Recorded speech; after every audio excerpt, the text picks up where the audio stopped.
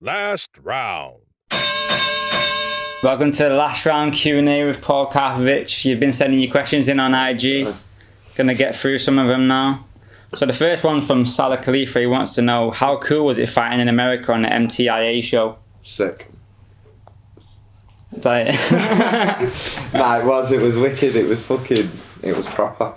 It was a bit of a different experience, to be honest. We got like well looked after, proper luxury. We got flew out there a week before, all our food expenses. I think we got $50 a day. We got took to this top gym, got to train in there pretty much twice a day, which was like a 2-hour drive from Brian Dobler's gym. It was a 2-hour drive from our actual venue, where we were staying, to the gym, because America's massive in it. I think everywhere it's just normal for them to like, oh yeah, it's like 3 hours away, man. yeah, What the fuck? And yeah, it was sick. They helped me learn a lot there as well about like how to cut weight properly. I think I was about 4 or 5 kilos off my weight and panicking. And they was like, the Americans, it was like, oh man, you can eat a burger. You are right. And I was like, what the fuck? I can eat a burger. It was like, man, you make that weight easy. And yeah, it was sick, man. Me and Salah went shopping and shit, like in America, some sick outlet stores. They took us. It was like they kind of made it a sick experience for us to get about, go shopping. I think they arranged like an amusement park on the last day. We didn't end up going. We just done our own thing, but it was good. We got well looked after. I felt like celebrities out there. It was just mint. It was a really good experience. So 2Noi2Y wants to know, what's your favourite strike to use in any fight? Spinning heel kick. Cheap. Nah, I don't know. I like throwing all sorts, don't I? Teeps, spinning elbows, spinning heel kicks if they land. Just, I don't know, just whatever's there at the time, really. Like, I like all the moves, to be honest. It just depends what's in my head on the day at the time. But yeah, I'd say spinning heel kick. I wouldn't say I like to throw them all the time, but then they look nice, and they're nice if you land one of them. Do you know what I mean? I wouldn't advise people just throw the spinning heel kick 24/7. You know. So DeBerg Luke wants to know, who's your hardest opponent that you faced? And I've got a few questions like that. A few other people have asked, who's your toughest opponent and why? Sure. I'd say I think toughest is in strong guy who was like one of the strongest opponents who went the distance with was Yamato in Japan. He was a really tough guy, man, and he had a lot of like power in it. He was strong, but I fought good against him. He just caught me in the last round, gave me an 8 count, and he took the fight by doing that. I think before that I was just edging it, winning on points, and then that was probably my toughest fight, as in physically. Yeah. But I don't know. There's been a few tough ones, but like my first loss, Greg Wooten, he was a tough fight, but more, I don't know whether I didn't feel too good on the day, but he was a tough one as well. But yeah, that might have just been hard for me to sort of take because it was my first loss. Yeah. Who else was tough? Superbank was more, he was just a tricky bastard, like mentally draining. He had to think in his fight. So it depends what they mean as in like a tough fight where it's hard on the body, and I'd say Yamato was probably my toughest because it was a hard experience that as well. Because I think we flew to Japan.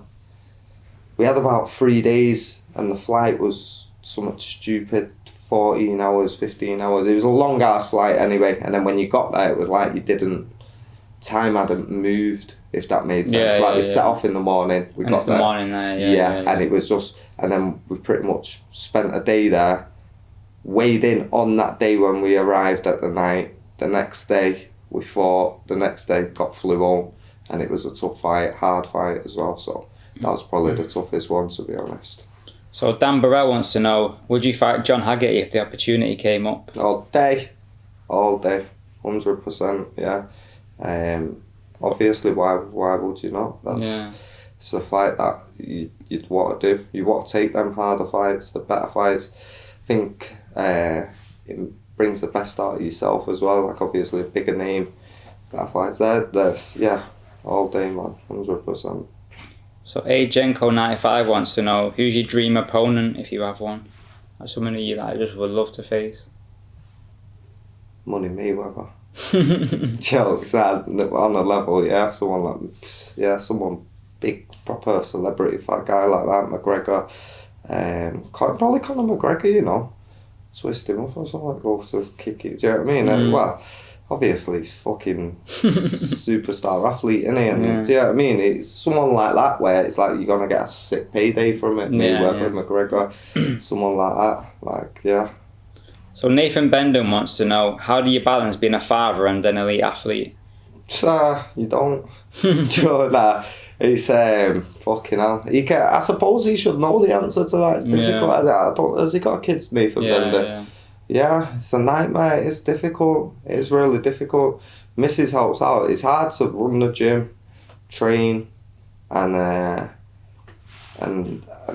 doing it all yourself is pretty difficult, man. But you just kind of get by and just do it. You just got to cope with it, innit, and just do it. It is it's a nice question, that, from Nathan, because obviously he does it himself. Yeah.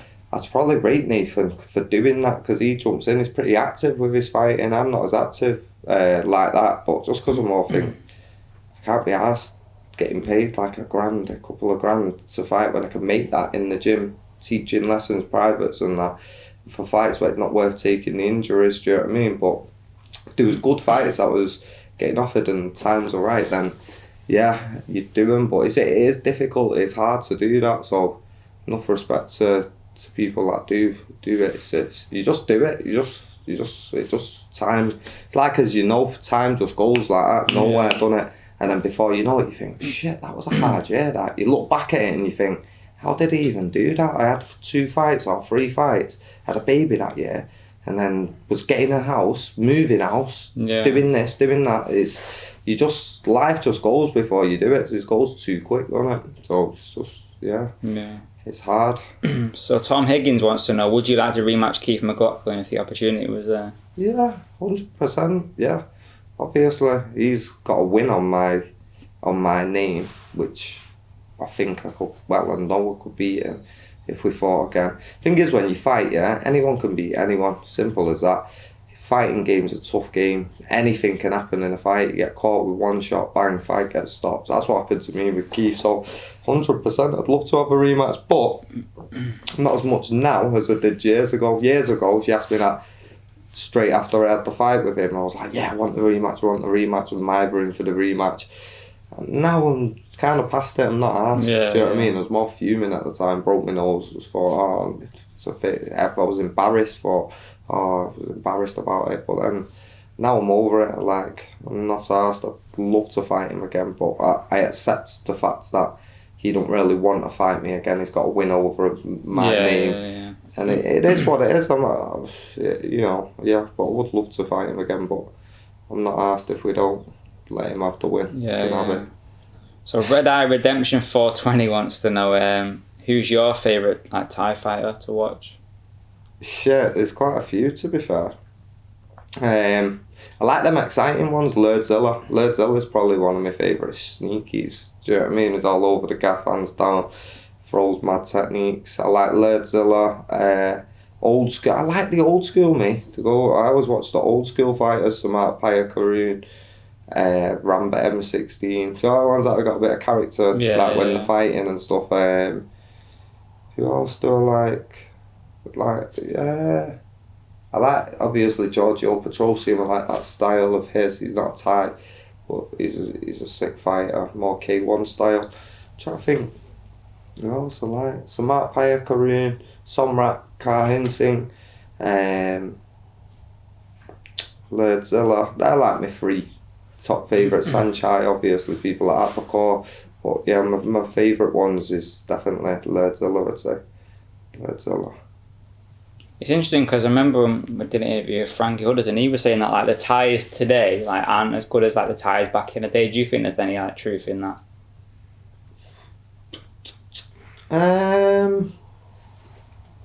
I think the Thais today stronger than the Thais back in the day, i.e. because all the strength and conditioning has helped out. People have got more knowledge on the training and how they do it. But I think back in the day they was more skillful. But I don't know whether that's down to people not being able to go to Thailand back in the day. Like, obviously, people used to go there to the gyms, but then all of a sudden, Instagram, YouTube, everything just went bang. Everyone wants to be a Muay Thai fighter. Everyone wants to be a fighter. When I was a kid, I used to tell people I do Thai boxing, I do Muay Thai. They go, what's that?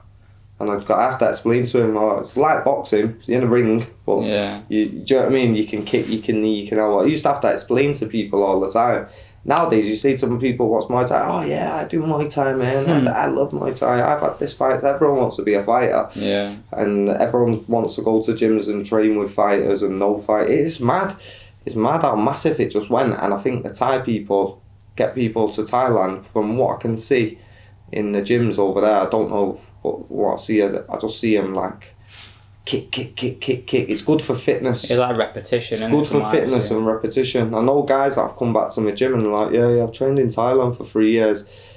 And then I teach them certain things and I teach them, and then after a week or two, they go, I learnt more here than I learnt in Thailand for 4 years or 5 years when I was living there. I learnt more in 2 weeks, technique-wise.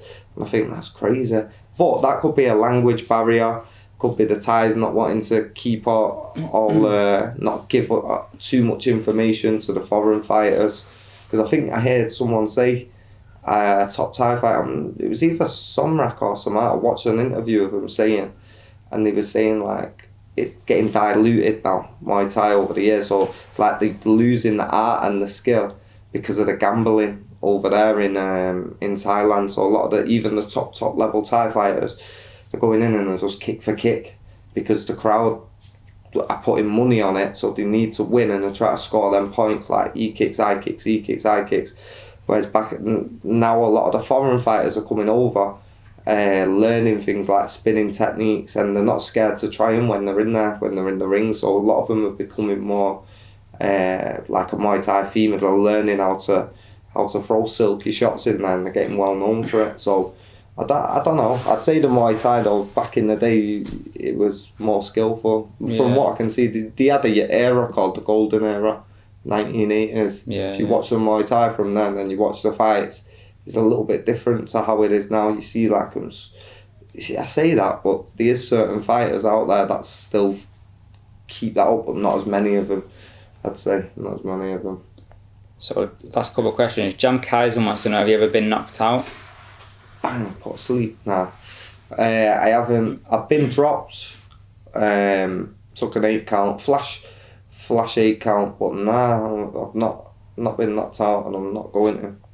I think I've got a couple more here. So Anton Too Technical wants to know, best promotion you've ever fought on, and what's your views on one championship? Obviously one championship looks sick. It's like doing a good thing, making the fighters adjust to the weights. From what I can hear, they're paying them really a lot better than most of the other promotions. One championship's massive platform. It's like, it's sick. One championship's amazing. Best promotion I ever fought on would probably be what Salah mentioned before, Muay Thai in America, but unfortunately it just flopped. I remember the promoter saying like, this is going to be like the next UFC sort of thing in Muay Thai. When we was over there, it was like, it's the first ever Muay Thai pay-per-view event, and this and that's going to happen. We're going to be putting 10 shows on a year. Tonight's your night to make yourself a superstar. He gassed it up hard, and it was a sick show. Even at the show, we got given these VIP passes. Afterwards, you could go in the back, just the fighters, get yourself a drink free of charge. Do you know what I mean? Yeah. You got looked after like differently. Even like the safety measures and all that. That was tough. It was just wicked. Best promotion I fought on Muay Thai in America. Although all the promotions that I fought on abroad, I'd say are better. Although I have fought on some good ones in the UK, I just don't think they do them as good as what they could do, to be honest. Do you know what I mean? I think they're just like, promoters are out there, make a bit of dough, put the show on, keep it nice and simple, and that's it. Yeah. But yeah, Muay Thai in America and one championships just looks like it's the lick, but obviously I think it's hard to get onto that. What you got? Quite like right place, right time kind of thing. I think so. Yeah, I think the right person's got to see you at the right time, and I don't know whether the one championship, say if you fight on a certain promotion, they might not look at you because you're on that promotion. They might not like that promotion. I don't know. I don't know the owner of the promotion of one championships or people who have got links to get in it. I've started to see some things on MTGP. The CEO was there, wasn't he, at the last MTGP? Yeah, and like the road to one. But is it the road to one? Because I've heard things like that before. The road to MTGP, the road to Lion Fight. People fight on it, perform really good, and they never get no opportunities sending their weights more. Who's got in the gym at that weight. Personally, I think a lot of it comes down to someone who's got the connections in the gym, and if they need that fighter at that time, they'll just bang, pull him in. Right, we'll have that. I remember when I fought, was it Jamie Whelan? Yeah, I fought Jamie Whelan for a K1 and moved to K1. I thought, I'm getting into a K1. There's not many opportunities into Muay Thai. I beat one of the good guys at that weight. And then like 2 months later, my man's flying out to Japan and fighting for a 20 grand tournament. I thought, I didn't even get a phone call offering that. It was just like, he's still the guy that we want to do it, so he's going to do it. It weren't like, who's the best in the UK who we can get to do it. And I did kick off about that, and then they said something about, it's the weight, it's 57 kilos actually. Even though probably I wouldn't have been asked getting to 57, but it would have been nice to get offered it. You know what I mean? But yeah, other than that, that's it. So the last question I've got is from 2Noi2Y again. I think it's too noisy actually. I think I'm just being an idiot. Too noisy, man. Yeah. What advice would you have for others wanting to take up the sport? Because we've asked this question to coaches before, and a lot of people say, don't do it. Don't try and get into it thinking there's money involved. Like, you've got to do it for the love of it. Yeah, 100%. Don't get into it thinking, I'm going to get paid loads when I'm fighting at a top level. Be expecting a long ass road because it's a big learning curve. Don't be expecting fair fights all the time. Sometimes shit happens. You're going to get mismatched in Muay Thai, especially in the UK. That happens a lot. Kids shows, adult shows. It's started to happen less, I think, but it still happens. Promoters just, if you got anyone 61 kilos, novice, forget to mention he's done Taekwondo for 10 years and he's had this amount of fights as a junior, and it's his first head contact fight. Alright, is it? And he gets in the ring and he's flipping, sees shorts rolled up, got Thai tattoos all on his back. first fight, lived in Thailand for 10 years. It happens a lot. You're going to get mismatched. It's going to be a tough road. You're not going to get paid nothing for the first God knows how many fights. Even when you get to a certain high level and you've got made a bit of a name for yourself or whatever, and people know who you are in that game, you're still not going to get paid a lot. You might think it's a lot, a couple of grand for a fight, but a couple of grand, it's like, I'll be honest, I keep really want to fight myself again, but sometimes I look at things, I've just coming off an injury and I think, oh shit, is it worth getting injured again? Like, do you know what I mean? But what a fight, and you got to make it's hard to make decisions sometimes because you think, I'm only getting a couple of grand, whereas if you was getting enough paid to get time off work and chill and all that, you do it all day, you'd be a no-brainer. But sometimes you have to sit there and think, fucking hell, should I do this or not? Is it worth the risk? What if this happens? What if I get an injury doing that and then I'm out of work and I can't do this for God knows how many months, can't train the lads, can't do, you know what I mean? So it's a pain in the arse sometimes. But yeah, I'd say the best advice I can give someone, be dedicated if you're going to get into it. Train as hard as you can, believe in yourself, find a good gym, and stick with that one gym. You know what I mean? Do it old school. Try and find a gym. Don't be going this gym, that gym, this gym, that gym. It causes conflict of interest, I believe. How I mean by that is, if I've got a fighter who's training for me or someone who's coming to me and I'm teaching them loads of private lessons, but yeah, the fighting representing another gym,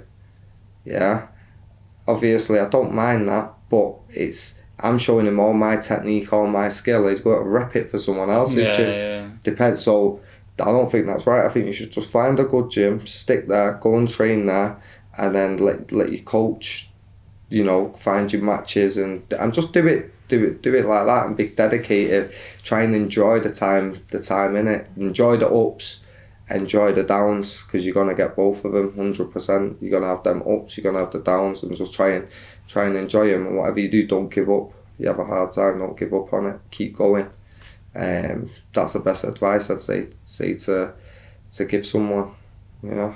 Wicked. Well, thank you for doing this. Nice one. Yeah, man, like, guy, last round. It was coming, didn't you?